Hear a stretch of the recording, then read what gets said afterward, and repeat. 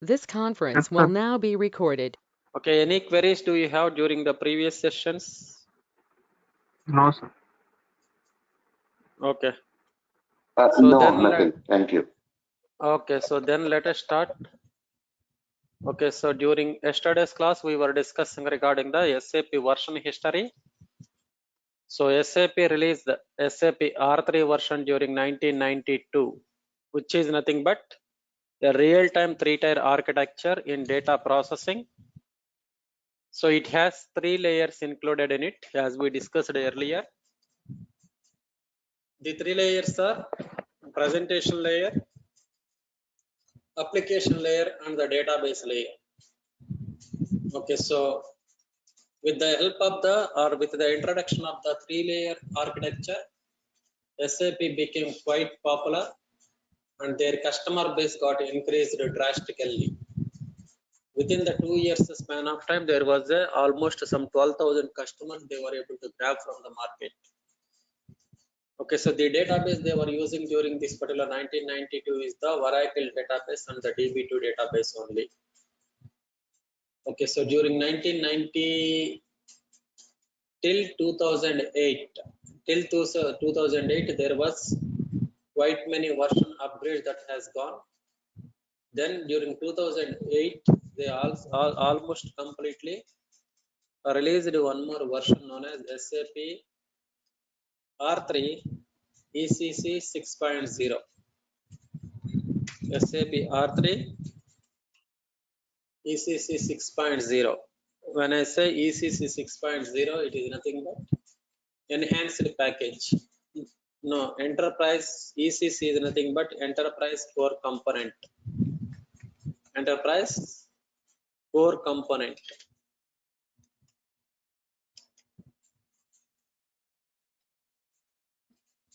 Okay, so the difference between the one version to another version is some of the enhancements, etc.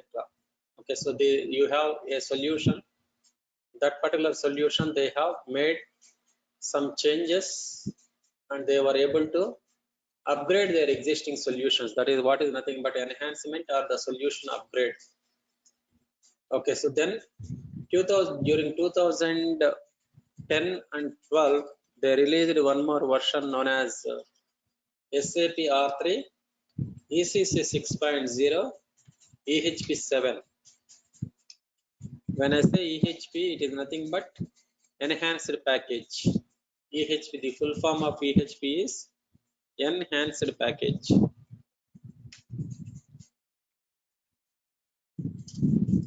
Okay, again during 2012, they were able to release one more version known as SAP R3 ECC 6.0 EHP 8. When I say EHP 8, it is nothing but enhanced package number 8. So enhanced package number 8 got released during the 2012. Still here, till 2012, the SAP was using the database as Oracle and the DB2 database only. There is no change in the database. Okay, but it was observed that there are quite many complications with the Oracle and the DB2 database. Means it is quite little bit slow. Okay, one of the observation which they have gone through the SAP Oracle database and the DB2 data is quite slow. Also, if you want to run the reports, you can run the reports, multiple reports in parallel, but sometimes there is a chances of that particular report might be taking extra large amount of time. Extra time means it should take 15 minutes, 20 minutes like that, based upon the volume of the data that is available in the system or the database. Also, sometimes the program may get into the dump mode. Dump mode means the program may crash, right? So the program may get into the dump mode.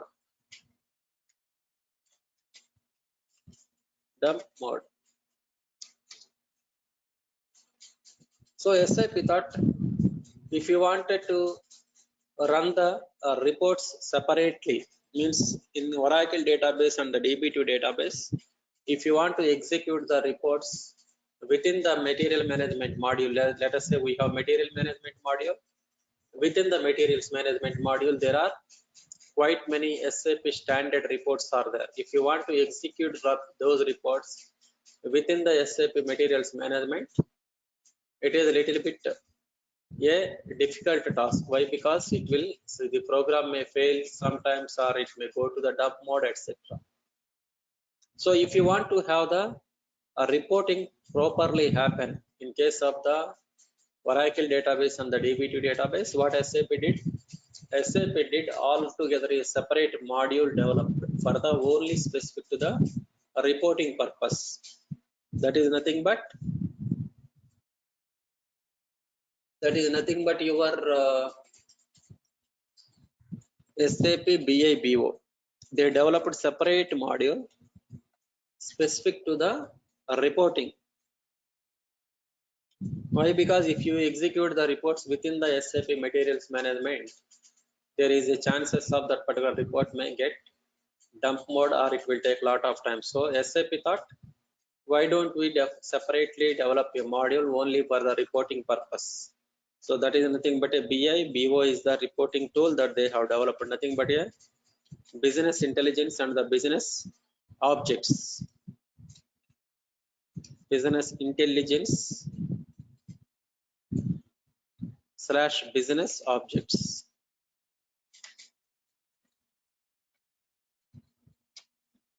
So it is a overburden to the customer, right? Let us say I am the person in my company, I'm trying to use SAP materials management.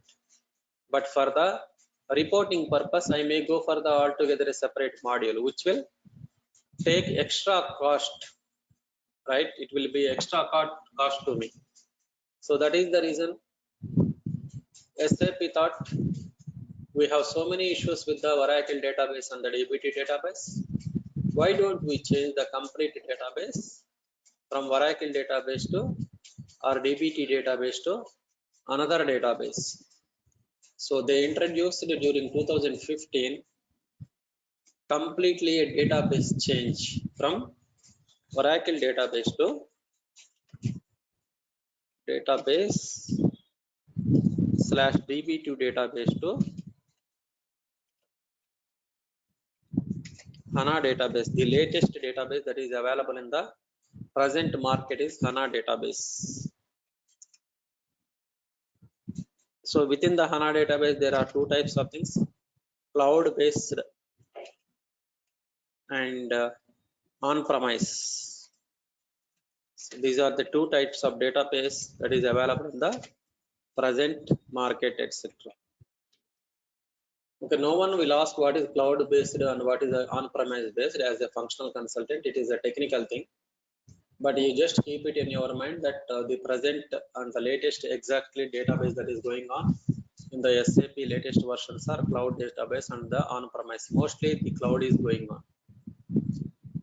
Okay, so during 2015, SAP changed the Oracle database completely into the cloud-based platform, but they changed only for the finance related processes and functionalities, not into the all SAP materials management, SD and all those things. Why?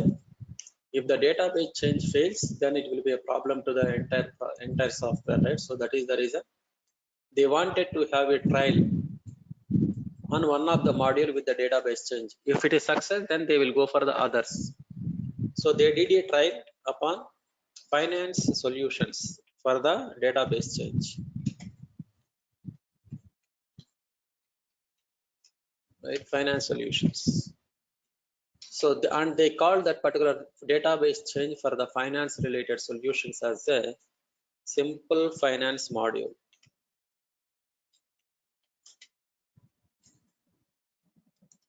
Simple finance module. Okay. So they changed the database as a part of database change. What and all actions they have done? They have done following actions. One is the differences between the HANA database and the ECC or the Oracle databases. One of the major change what they have done is the table structure. So SAP table structure, right? In case of an Oracle or the DB2 database, the table structure is in, let us see, write it down over here, Oracle database and HANA database. So in case of the Oracle database, the table structure is in the row-based format. But in case of HANA database, the table structure is in the column-based format. So this is one of the major change what they have implemented.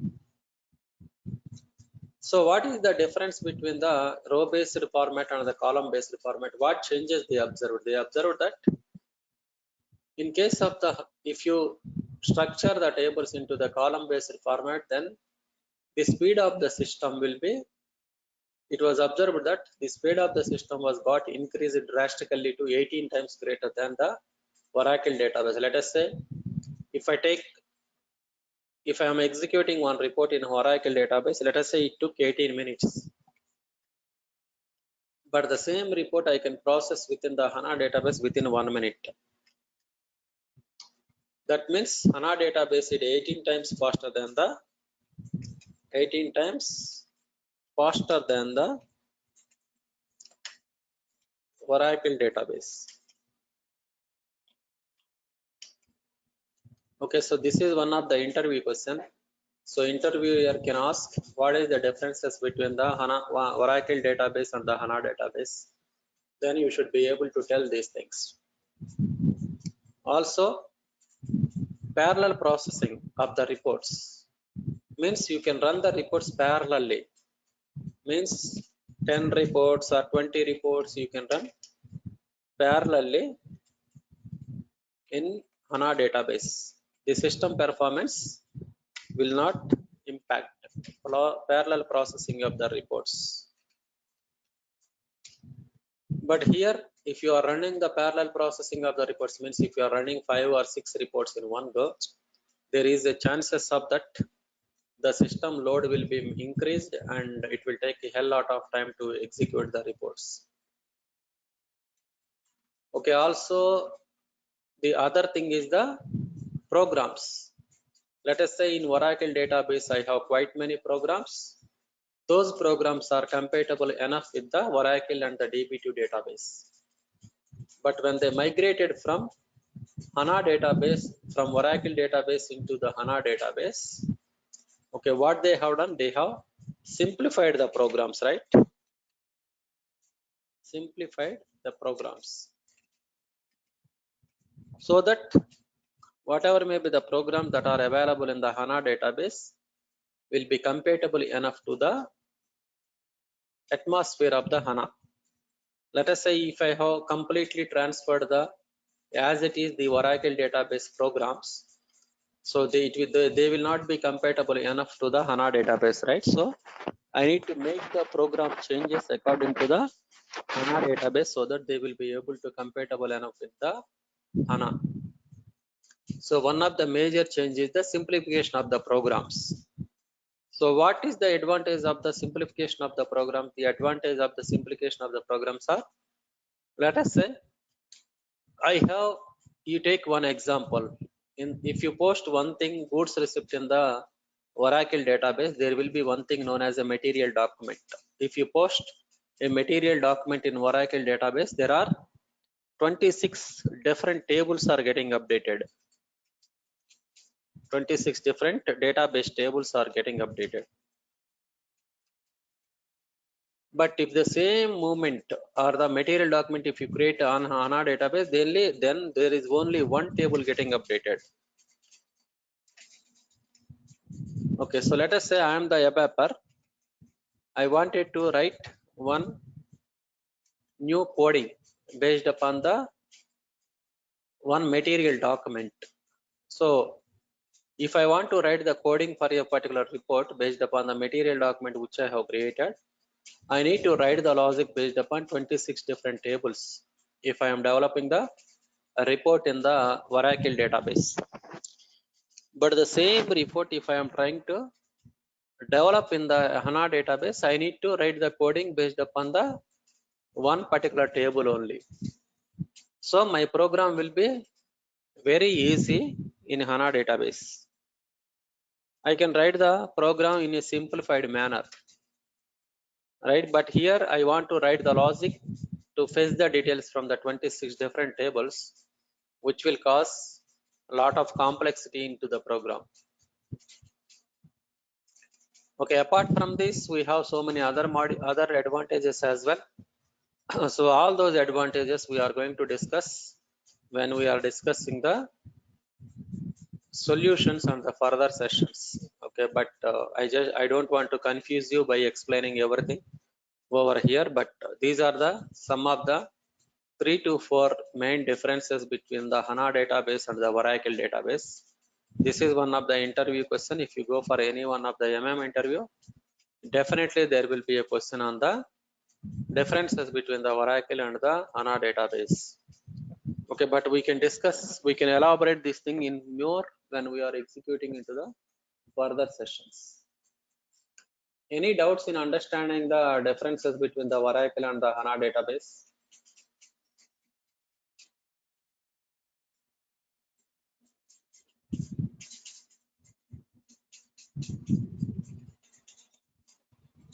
Okay, so if there is no differences, we can go ahead and do the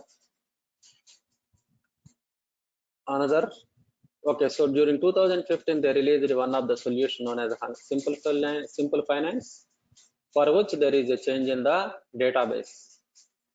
So simple finance got very good response from the market, and every customer was very much happy with the simple finance and the database change.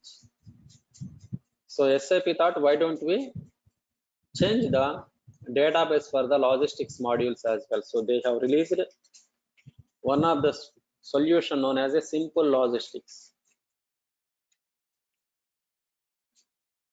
during 2016. So within the simple logistics, they have changed the Oracle database to HANA database. Oracle database changed to HANA database. HANA database for the logistics module. When I say logistics module, what are those logistics module? We have SAP materials management and SAP sales and distribution and SAP production planning and SAP warehouse management, etc. So for all these modules, they have made the changes to the database from Oracle to HANA database as the part of simple logistics. So SAP became very much quite popular with the introduction of the S4 HANA database or the cloud database, right? Again, during 2017, and they released one more version known as the SAP HANA S4 HANA version 1709.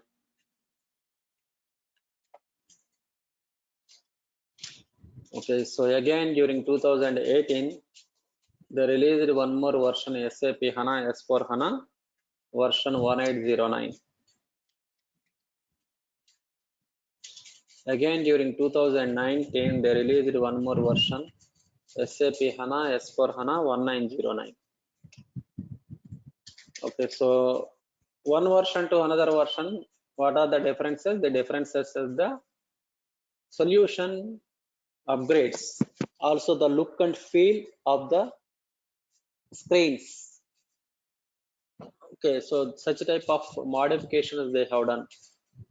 Also during 2020 to 21, they have released one version known as SAP HANA S4 HANA version 2020. Okay, so this is one of the latest version which is presently going on in the market. Okay, which has the database completely changed from the Oracle to S4 HANA database. S4 HANA database can work upon cloud platform as well as on-premise, but most of the customers, they are going for the cloud platform only. So this is one of the simplest example of the various types of version upgrades that SAP has gone through during this 40 years tenure of time.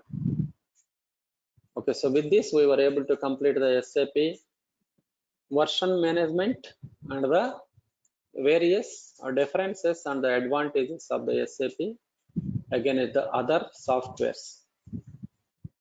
Okay, then what is the next topic? The next topic is, as a SAP materials management consultant, you need to know the cycle known as the procure to pay cycle, nothing but P2P cycle. Let us say every module will have one cycle included in it. Means what is the starting point or the trigger pointing of the material procurement activities, and what is the closing point of the materials management procurement activities, and what are the intermediate steps or the processes that are involved in a procurement activity,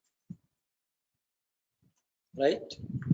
So we have that particular cycle is called as a procure to pay cycle. If you go for the sales and distribution, there is one thing known as a OTC cycle, order to cash, OTC cycle. Like that, every module will have its own cycle. Means what is the starting point of the cycle and what is the end point of the cycle and what are the intermediate processes that are available. Okay, that is the basis of the any procurement activity or the sales and distribution activity. Okay, now we will go to the P2P cycle and we will try to understand where a procurement activity starts and what is the end point, what are the intermediate steps are there, how we are going to map this cycle into the SAP system, and what and all the various business scenarios that are available against this particular cycle in the real-time procurement department. Okay, let me now go to the one of the Word document. So I will go to the paint. So I will try to explain the procurement to pay cycle, P2P cycle. Nothing but procure to pay cycle.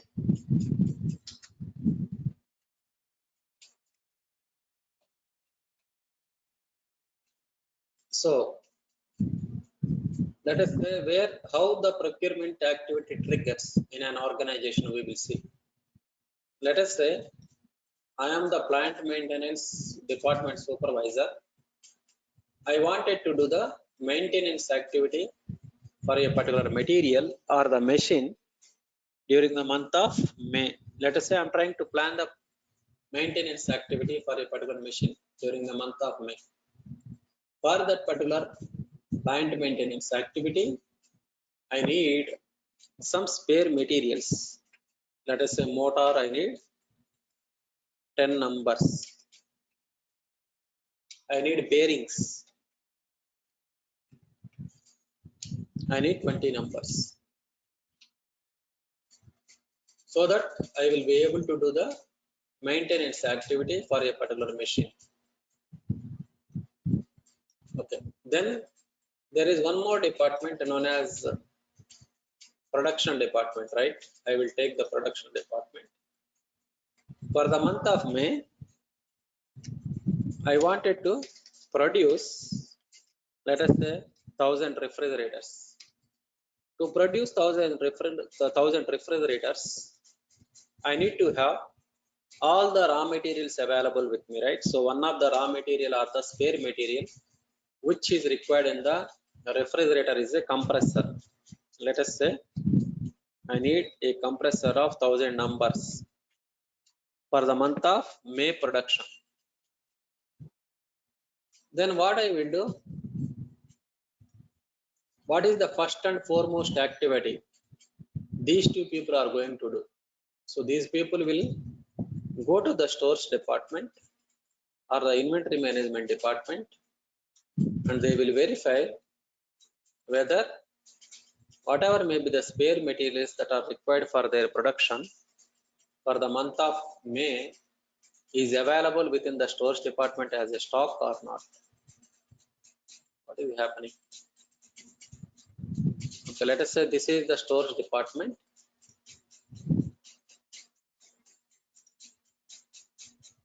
So this is the stores department. Within this particular stores department, they will go and they will verify whether the stock of bearings and the compressors are already available within the stores. Let us say if the stock is available within the stores department for the bearings, motors and the compressors, then what they will do, they will withdraw the compressor and the bearings from the stores department and they will go to their own departments and they will do the repairing of the machineries or the production of the refrigerators. That means these people will first go to the stores department and they will verify whether the stocks are available or not. If there is a stock, they will take or withdraw the stocks from the stores department and they will do their own activities in the respective departments. Let us say there is no stock available in the stores department. Then what these people will do, production department people and the plant maintenance department supervisor, what these people will do, these people will go to the one of the person known as the materials planner and they will ask them or they will intimate to him regarding the non-availability of the motor, bearing and the compressor. In turn, what materials planner will do? Materials planner will go to the one of the department known as the procurement department. He will go to the procurement department and he will intimate to the procurement department regarding the non-availability of the materials. Then what procurement department people will do? If you go to the procurement department and inform regarding the non-availability of the material, verbally, they are not going to listen, right? They will say, you please come up with one of the authorized document so that against that particular authorized document, we will be able to further do the processing of the procurement of the materials like bearings and motors and the compressor. So then what materials planner has to do? The materials planner has to create one of the authorized document known as a purchasing requisition. Okay, so step number 1 in the procurement cycle is create purchase requisition. So this is the trigger point for the procurement activity.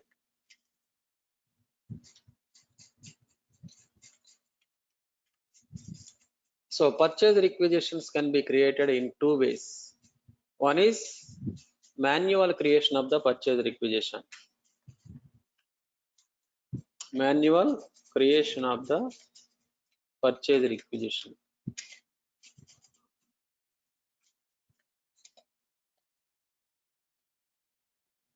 And the second one is the automatic creation of the purchase requisition. Automatic creation of purchase requisition.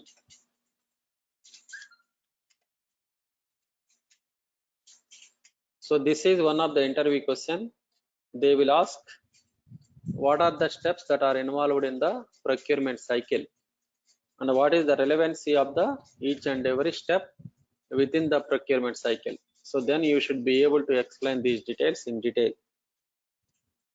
Okay, so purchase requisition can be created manually or via automatic requirement planning program.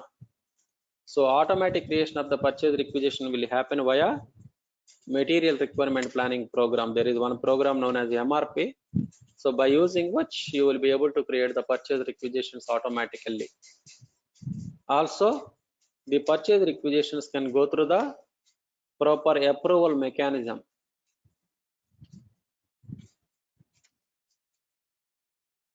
Means the purchase requisition should be thoroughly reviewed and approved by the relevant levels of people, so that the procurement department can go ahead and do the procurement of the materials against that particular requisition.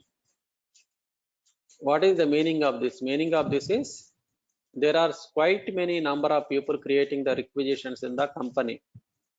It doesn't mean that everybody is creating the purchase requisition. I should buy all the materials as a procurement guy.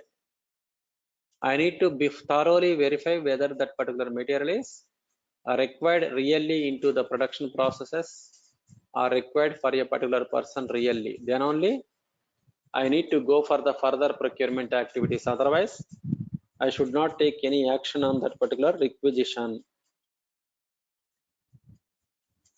Okay, so are you able to understand? Yes. You are able to get it, right? Yes. Yes. Okay.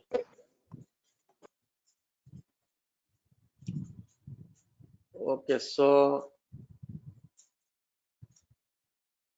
that is nothing but approval mechanism. In SAP, we have purchase requisitions and the purchase orders approval mechanisms.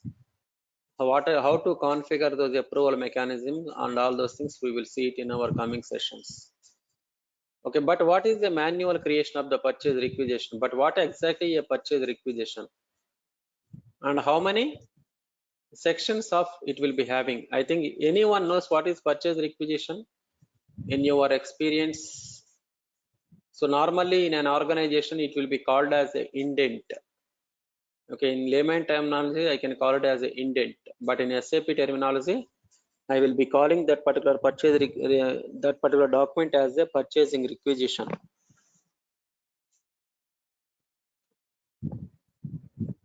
Okay, so anyone has seen how a purchase requisition looks like? Any idea what is indent or the purchase requisition?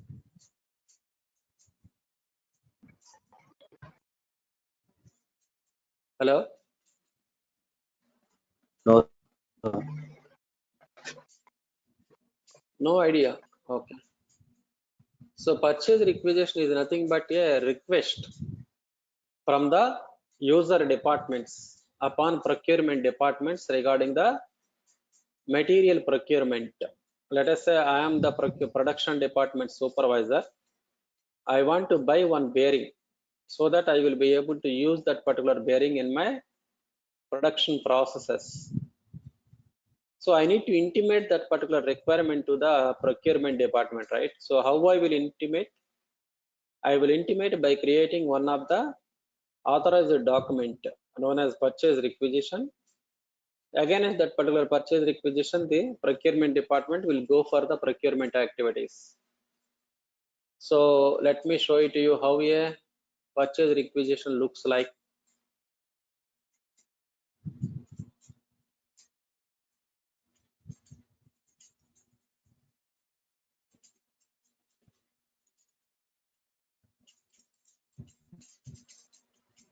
Purchase requisition.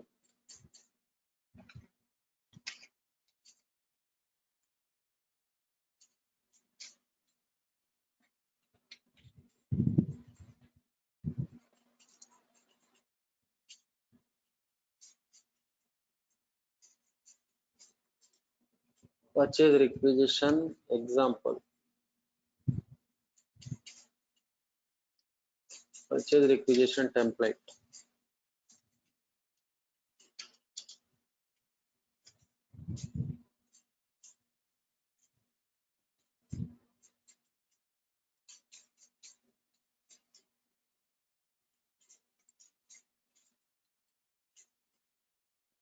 What is this?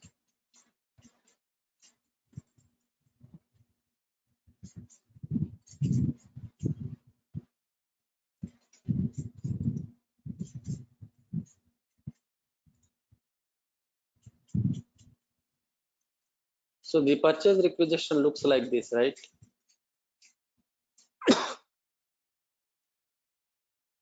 It looks like this. It will have the what is the department requesting the material, and who is the person from that particular department requesting, what all materials are required against that particular purchase requisition which is being requested by the user department, etc. All those details it will be having over here. And once you created the requisition, what and all the people involved in reviewing of this particular requisition and validating this particular requisition, everybody will be there in the below, means footer level of the purchase requisition. So these details every purchase requisition will be having. So this is the header level where you will have the what type of requisition it is, and this is the item level where you can specify what and all materials that are required against this particular purchase requisition which you are going to request against the procurement department. Then the item footer data, in the footer data you will have the reviewers or the persons who are going to review this particular requisition or approve the requisition, like this. In the same way, in SAP system also, you need to create a purchase requisition. It will have the header level data, item section, and the item details, and the approval mechanism. Okay, let me go to the SAP system and I will show it to you how a purchase requisitions can be created manually by inputting all the details. So that for your better understanding purpose, I will try to go to the SAP system.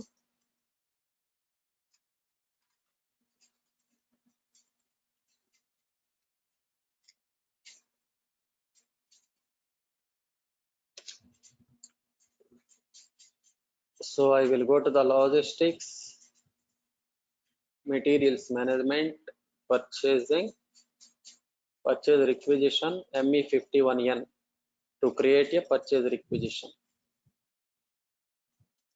So this is the header level section of the purchase requisition, and this is the item details, item overview, and here you see there is something known as the item details. So in the header level, I will be selecting what type of requisition it is. Is it a raw material purchase requisition, or semi-finished, or finished, or spare parts, or some of the other material types requisition? So we have various types of requisition types. You need to select the relevant requisition type before you creating the purchase requisition. So I will try to take NB. NB is the requisition which is nothing but a standard purchase requisition. At the header level of the purchase requisition, I will be specifying the what type of requisition it is. Then here, if you want to comment something, and if you want to inform something to the procurement department regarding the procurement of these materials, any comments you can mention it over here. So like I can mention some data over here to the manager,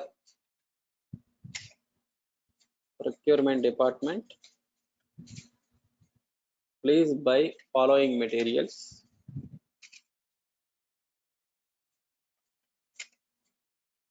Immediately, like that, any communication I want to communicate to the procurement department, I can communicate it over here in the header level text. Production department supervisor. So this requisition can be created by the production department supervisor who requires some materials for his production processes. So I will go to the next in the item section. This is the header section, and now we are in the item section. In the item section, I want to specify what and all the materials that I want to buy. I also specify how much quantities that are required for my production purposes. So I will go to the, I will try to take two materials for which I want to create a purchase requisition. Let us say I want to buy sugar, right, in my production processes. So I need to specify the sugar over here. Okay, let me maintain them over here as a sugar. Let us say I want some 1000 kgs of sugar in my production department. So I am giving a request to the procurement department to buy the 1000 kgs or 1000 tons of sugar, right? 1000 kgs. So I need to specify the sugar as the material number and the quantity which I am trying to request, and what is the date on which this particular sugar quantity is required in my production department, so that I will be able to execute the production processes by using this particular sugar. Right now I need to specify the manufacturing location for which I want this particular sugar. Let us say I am giving the manufacturing location as IN47. Then what is the storage location when within the company I am storing this particular material? Okay, what is the purchasing group? So what is plant, what is purchasing group, what is storage location, what is material number? These things we are yet to discuss. Okay, but I am just trying to show it to you how a purchase requisition looks like and how it will be created manually by inputting all the details over here. So I'm just trying to enter. Okay, so purchase organization IN47 not defined. Okay, so this is one of the error message that I'm trying to get it over here. Then I will see what is the purchase requisition that is relevant for the IN47 plant.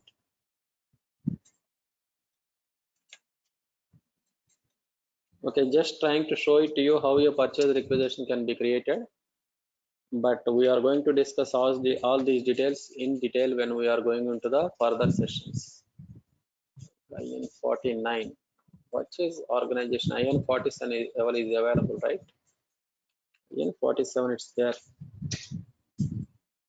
Purchase organization not defined, IN47, but I can see here IN47, right? Okay, let me put IN49 at least.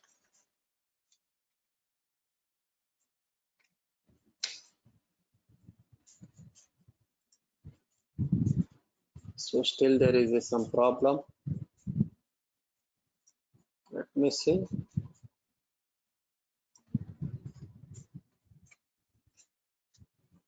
So like this, I need to enter all the details manually if I want to create a purchase requisition manually. Okay, so this is nothing but the step number 1 of the procurement cycle, nothing but creation of the purchase requisitions manually or via material requirement planning program. So in case of the creation of the purchase requisition manually, I am entering all the details one by one manually over here. So purchase requisition will have the header level, item details, and the item section as a 3 sections that are available over here. Okay, but we are going to discuss this thing in detail when we are executing the real-time scenarios. So this is how a purchase requisition can be created manually as a step number 1 of the procurement cycle. Then what is the automatic creation of the purchase requisitions? So automatic creation of the purchase requisitions are nothing but there is no manual intervention over here to create the purchase requisition. The system will automatically create a purchase requisition based upon some of the attributes that I have maintained for a particular material. So what are those attributes? Let us say I want to create purchase requisitions automatically for one of the material bearing. So for this particular bearing, in my organization or the plant, I will define some of the attributes. So what are those attributes? Like one of the attribute is maximum stock level.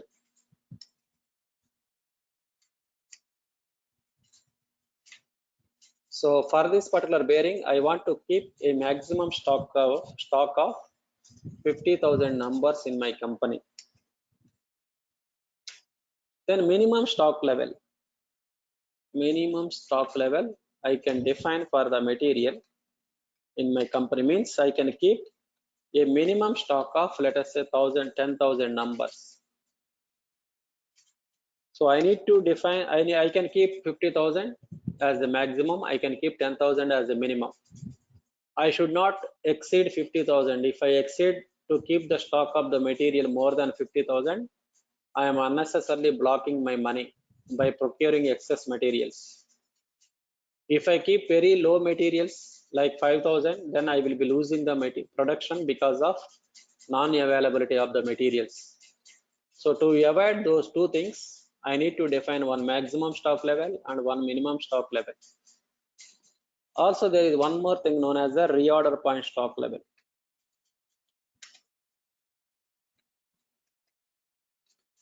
So what is reorder point stock level? Reorder point stock level is nothing but, let us say I define the reorder point stock level as 12,000 numbers. So what is reorder point stock level? The reorder point stock level is nothing but a stock attribute for a particular material at which the present stock of the material equals to the reorder point stock level or falls below the reorder point stock level. My system will automatically create a purchase requisition for that particular material to compensate the decrease in the stock level accordingly. So let us say for this particular bearing, I have a stock of present stock in my company as 50,000 numbers. There is one production department person came and he requested to take the bearings of 48,000 numbers, and he will take, I will issue these 48,000 numbers to him, so that he will go to his department and he will try to use these particular materials into the production processes. Then what is my stock after issuing the 48,000? How much stock I will have in my stores department after issuing 48,000? I will have 50,000 minus 48,000, right? So it will become 12,000 numbers, 2,000 numbers. My present stock in the warehouse will become 2,000 numbers. Means the present stock of the bearings in my warehouse falls below the reorder point stock level. My reorder point stock level is 12,000, but my present stock in the warehouse is 2,000 numbers only. That means the present stock in my company falls below the reorder point stock level. Then there is one program known as the material requirement planning program that is set up in the SAP system is getting executing. When that particular program is getting executed, what it will do? It will compare the present stock of the material. The present stock is 2,000 numbers. It will compare against the reorder point stock level. The reorder point stock level is 12,000, and it will come to know the present stock of the material falls below the reorder point stock level. When the stock of the present warehouse falls below the reorder point stock level, that particular program will try to create a purchase requisition automatically for the quantity of maximum stock level, that is 50,000 minus the present stock level 2,000 equals to 48,000. So a purchase requisition will be created for 48,000 quantity, and this particular purchase requisition will be given to the procurement department. They will go ahead and do the procurement, and they will create one purchase order. Against that particular purchase order, the materials will be delivered back into the company premises for the 48,000 quantity.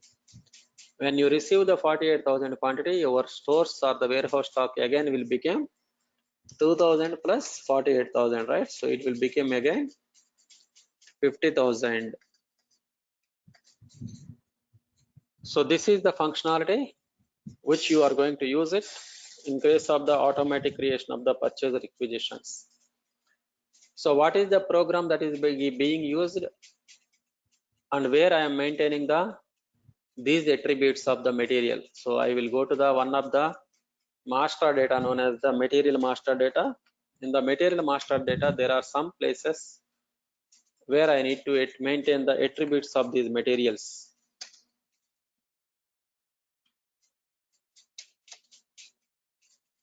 let us say this is one of the material.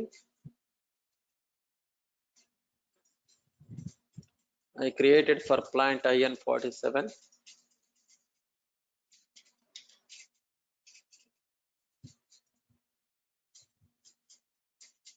Okay, otherwise I will go ahead and try to create quickly.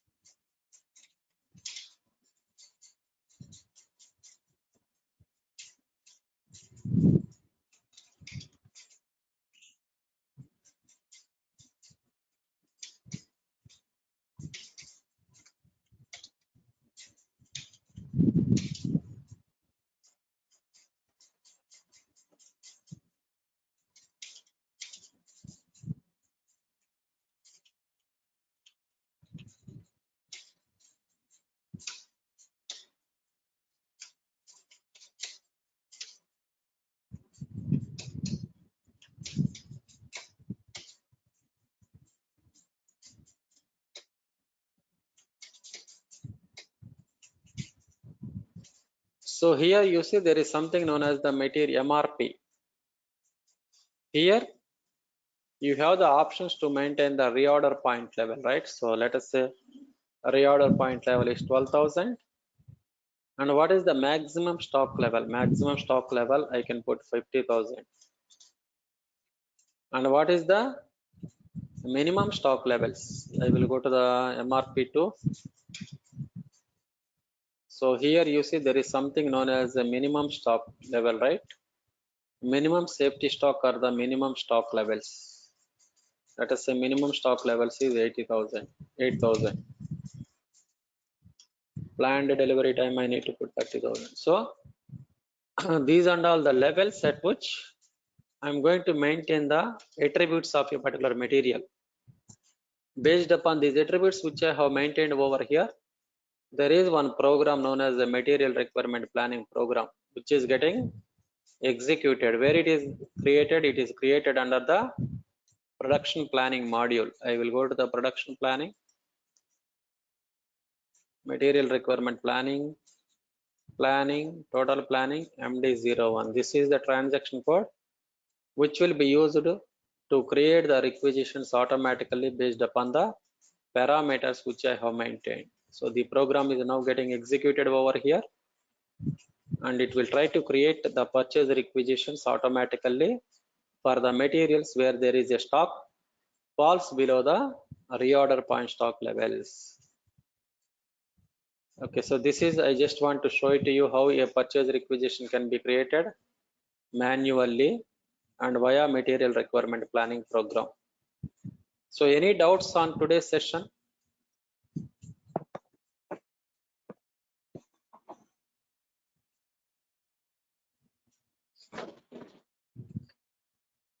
So any doubts on the step number 1 of the procurement cycle?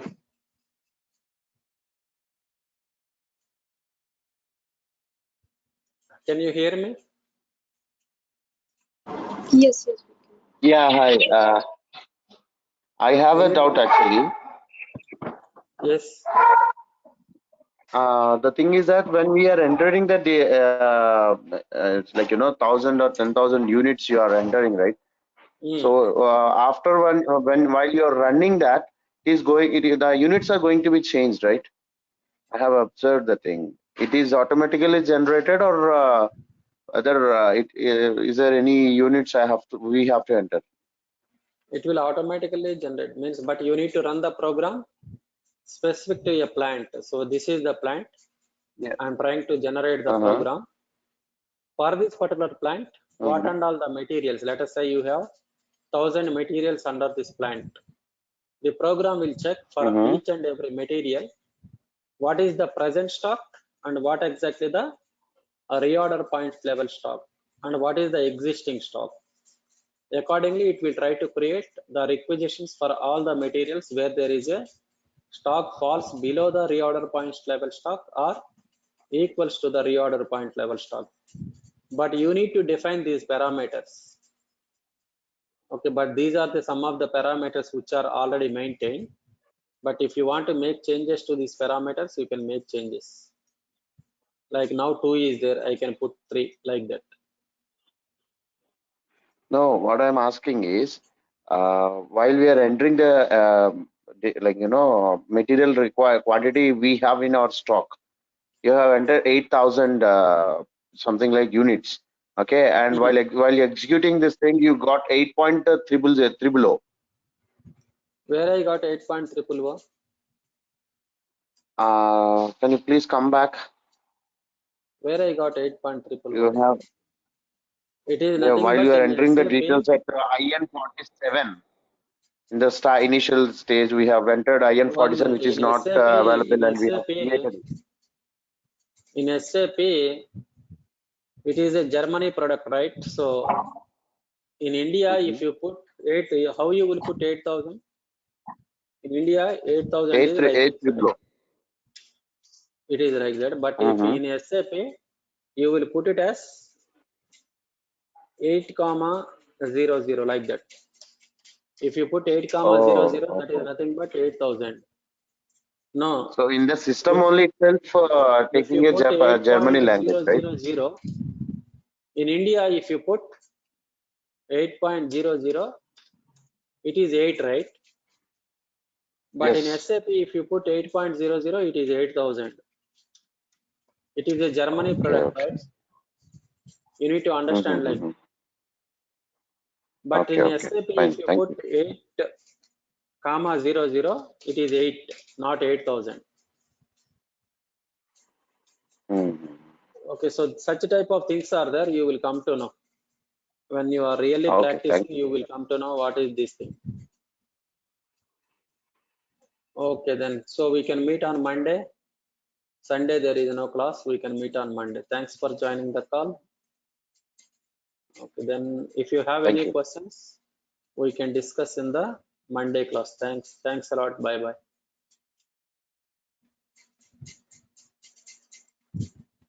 Thank you.